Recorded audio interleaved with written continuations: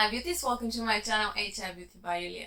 I'm Julia and I'm your virtual beauty therapist. I have been beauty therapist in real life for over 10 years now, so skincare is my profession but also it is my passion.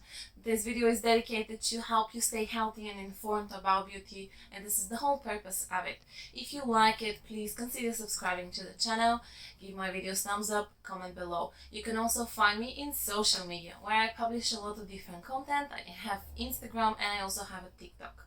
So let's talk about today's video. It is about resveratrol or resveratrol, you can pronounce it however you wish to, but this is antioxidants that a lot of people don't know about, although the past 2-3 years products started to popping up, but still a lot of people don't really know what it is, what it does, who can benefit from it, what are the best products.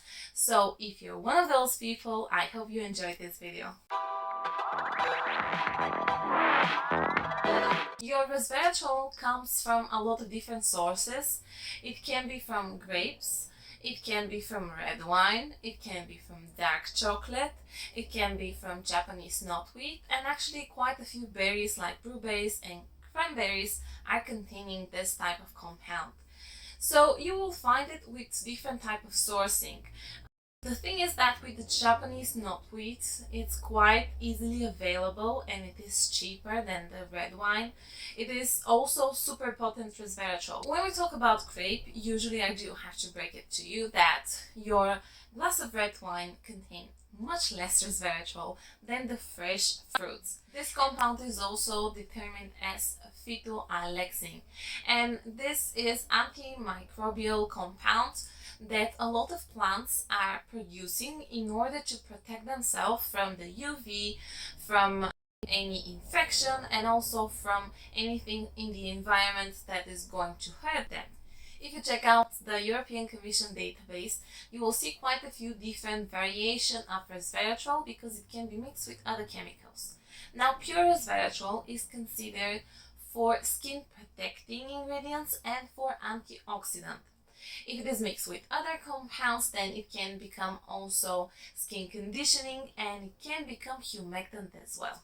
Depending on the goal that will have your resveratrol into your skincare, it might be in different concentrations. So when we are talking about anti-aging and fading of pigmentation, this will be at least 0.5 to 1%. Obviously, the more the better. And then if it is just as pure antioxidant, according to many studies, only 0.04% are enough to boost the antioxidant into your skincare, especially when it is mixed with other compounds like ferulic acid, vitamin E or vitamin C. The first benefit is definitely the fact that resveratrol is antioxidant. Now, if you don't remember what antioxidants are doing, they have an extra electron, while your free radicals are lacking one. So because electrons like to be in pair in order to be stable, your free radicals are trying to steal electron from the rest of your skin cells. And this is making them very unstable, and that's how starts a chain reaction. So what happens is that when your antioxidant is going to meet your free radical, it will give happily one of its electrons to the free radical and it will neutralize it instead of starting this type of chain reaction. Now, what is more interesting about resveratrol is that not just that it is antioxidant, but also the way it works, it is able to boost the production of antioxidants that your own body is producing. So it's not just that itself it's antioxidant, but it makes your body to make more antioxidants. In 2005, there was a study done with animals, and the scientists exposed them under UV light. So what they found was that the resveratrol was able to give them some protection. I do have to say that this is not a filter that has been approved from any type of organization. So far, this is your antioxidant that has some kind of capability to protect you from the sun, but this is not a UV filter and this is definitely not a replacement of your SPF. It seems that resveratrol can actually improve acne, and this type of benefits were studied from quite a few different scientists group, and there was quite a bit of research on this one. Now what the scientists did was they were comparing how resveratrol can work and how benzoyl peroxide can work, how they can do any job by themselves and also together. So what they found was that definitely benzoyl peroxide can kill the bacteria very quickly, but this action started to slow down after 24 hours. Resveratrol does not have this type of potential killing bacteria powers. However, it gradually but surely slowed down the reproduction of bacteria. So, according to this study, combining resveratrol with benzoyl peroxide can kill the bacteria and also slow down the reproduction. Resveratrol is also a type of polyphenol, and they are well known not just to protect but also to repair the body. So, from point of view of any type of inflammation, this ingredient is capable to soothe the skin as well. Now, because of this, it seems that it's also able to boost the healing of the skin, so it happens quicker and also there's less scarring. Not very surprisingly, resveratrol has some studies that were checking if it actually works to inhibit tyrosinase. In the search of truth, I did found a study that was using a human tissue that were transformed in order to produce tyrosinase, and according to this study, resveratrol is able to inhibit the tyrosinase production.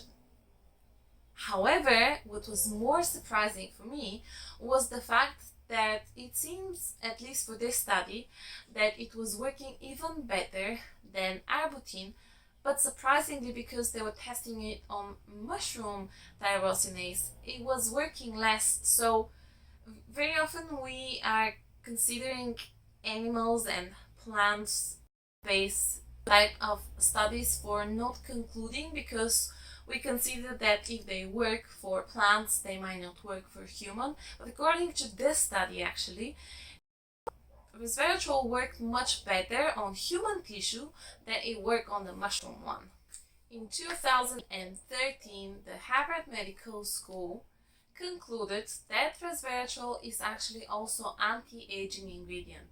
The reason being is because it boosts the production of compound that itself is making your body to produce more energy and therefore producing more collagen and elastin. It is a bit, because of this one goes this one goes this one, but if you think about it, your body is a system, so one change will affect the rest of your body. One way of mitigating the collagen loss is actually to boost the estrogen levels. Now, hormones are hugely affecting our skin, and especially around the menopause, because the hormonal level of estrogen just drops very drastically. Crappy skin, wrinkles, saggy, pigmentation, all of this is happening hugely because of the difference of your hormonal levels. Now, resveratrol is considered to be phytoestrogen, or this is a plant's alternative of estrogen from point of view that it is mimicking the estrogen that your body is creating, and this is how it actually improves the aging of the skin as well. You can see in the description box, I will add a link towards another interesting study that was done in 2014. The scientists found improvement between 10 and 20% into reduction of the wrinkle size, their depth, the improvement of the elasticity of the skin, more radiant skin as well, and the study was done over 12 weeks of period. What the scientists used was a mixture between resveratrol, Baicalin, which is an ingredient that was used for hundreds of years in Chinese medicine, and also 1% vitamin E. They concluded that this type of mixture gives really great results from point of view of improving different type of concerns related with the aging of the skin. I do have to say about this study that I found after the name of the scientists also mentioned SkinCeuticals, the brand. So I don't know if they funded it or not, but I thought it makes sense to mention this SkinCeuticals also has a Resveratrol product. However, it is £135 and I can't speak how great or not it is because, to be honest with you, it's out of my budget and I have not tested it. But if you had and you have opinion about this product, please do let me know in the comments. Of course, you will see a lot of comparing between Resveratrol and retinol. To be honest with you, if you see any ingredients that is not compared to retinol, I'll be very surprised.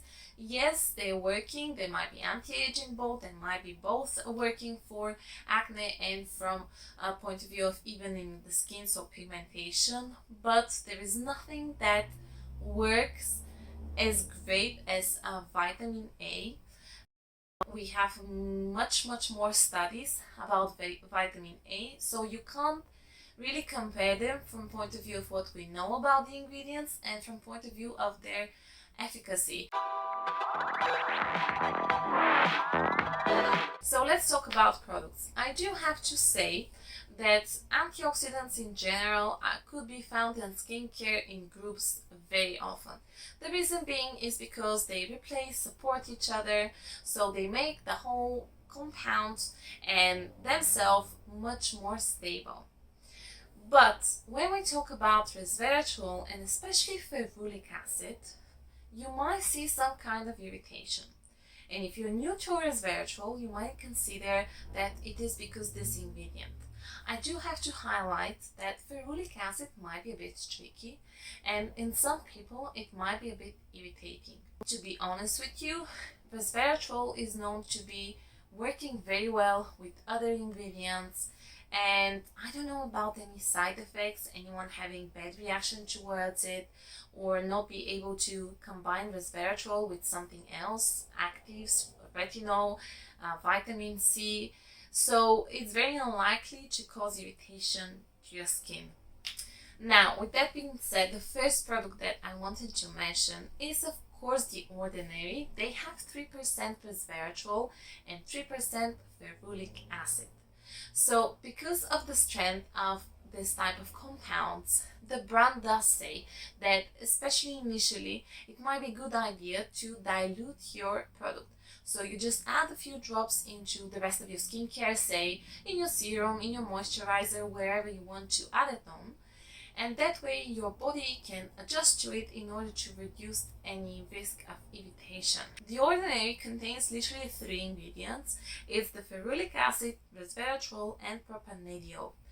With propanediol, it is a bit unusual, and if you're not familiar with this type of serums, when you apply the drops into your skin, it looks and feels like oil initially, so especially if you have oily skin, this might freak you out.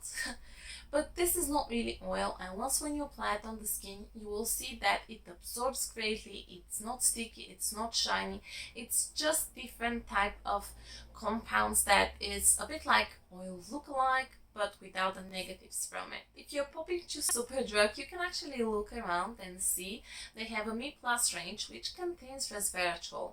Now, I think they try to do something similar to The Ordinary, however they added compound coming from chamomile, and this is bisabolol or bisabolol. I'm sorry if I'm botching the name of the ingredient, but it's quite great, don't get me wrong. They added also niacinamide.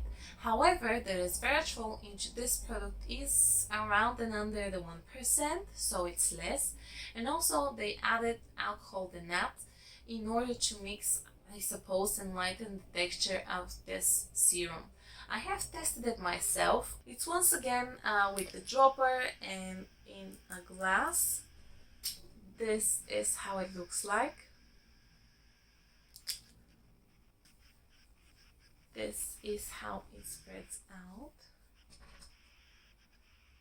This product I did mention in my face theory video, and I did say that this is my favorite from all the products I tested then, and it still is, I have to say. I very much enjoy using it under my SPF. It is once again propanediol based, but they added centella, they added also green tea. Here the resveratrol is actually 5% and the ferulic acid is 3%. So I'm going to show you. They also have a patented ingredient which is called mica, and this ingredient is It's supposed to reduce the reaction of your skin towards light. So therefore, you should be able to produce less free radicals. Okay, this is how it looks like initially. Remember, I did say about Propanadio, it looks like oil. And then when you spread it, this is how it looks like afterwards. It has an idea of dewiness, but definitely no stickiness. It's not shiny and it's very comfortable. Do not forget that we are talking about a few drops for all over the face. I like Resveratrol into serums, but that doesn't mean that you can't get it in moisturizer as well. So the product that I wanted to mention is from Andalone Naturals, and it is the Resveratrol and Q10 Night Cream. Now this is quite rich cream because it contains a lot of oils like cacao oil, borage oil, flaxseed oil, but also it contains robust, it contains white tea, allantoin. There's a lot of ingredients into this product. The product is vegan and it is certified organic ingredients. The last product that I wanted to mention is called On the Rise. It is Firming Serum and it is from Versed. I have to say, it's 30 milliliters, it's quite affordable. It contains peptides, glycols, glycerin, you have a bit of vitamin C derivative, you obviously have the resveratrol inside. I think this one is quite affordable, quite decent and quite good idea to try it on. Maybe up until this video resveratrol was unknown for you, but I hope I gave you enough information and sparked a bit of curiosity about this ingredient. To be honest with you, I do think we need it much more in our skincare. It is so safe, it is so well studied. There's over 820 different studies about it. It can be found in over 80 species in the nature. So it is quite abundant. Thank you very much for watching this video. I hope you enjoy it. If you did so, please do consider subscribing to the channel, give this video a thumbs up and share it. The more you like, share, comment and subscribe, the more likely it's for new people to check out my videos, because this is how YouTube is working. So I'll be very, very grateful if you do so. You can find me and follow me in different social media like TikTok and Instagram, and I publish there a lot of different type of beauty content as well. So have a lovely, lovely day and I hope I see you next week. Bye bye.